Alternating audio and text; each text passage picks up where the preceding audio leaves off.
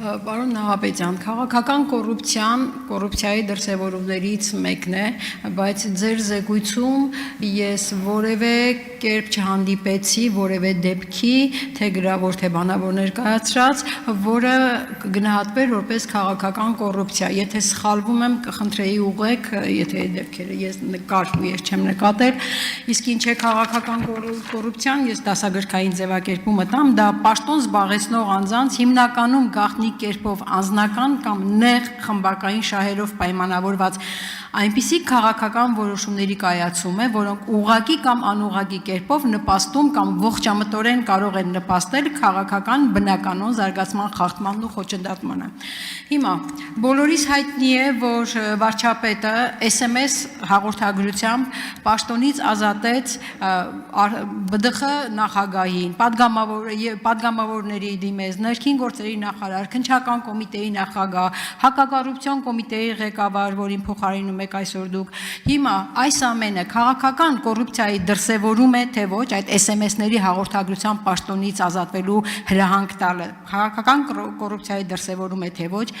եթե այո, վարույթ հարուցվել է, թե ոչ,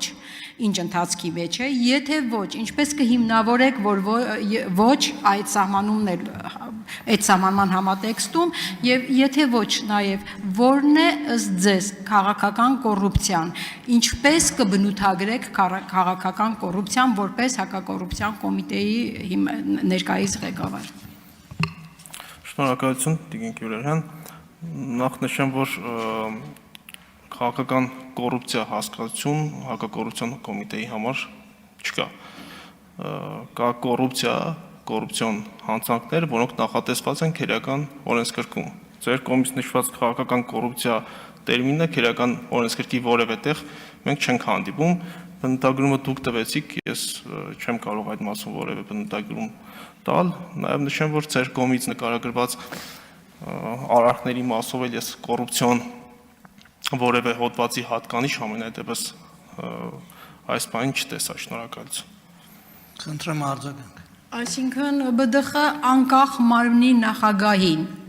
SMS-ով պաշտոնից ազատման դիմում գրելու հրահանգ տալը վարչապետի կողմից ըստ ձեզ օրենքի խախտում չի, սահմանադրության խախտում չի եւ դուք այդտեղ որևէ խախտում չեք տեսնում։ Տիկին Գյուլերյան, նորից եմ նշում, դուք խոսում եք քաղաքական կոռուպցիա հասկացության մասին, ես ձեր հարցադրմանը պատասխանում եմ, որ նման տերմին քերական օրենսգրքում չկա, կան կոռուպցիոն հանցանքներ եւ ձեր կողմից որևէ հանցանքի վերաբերյալ տվյալ չներկայացվեց ինձ, շնորհակալություն։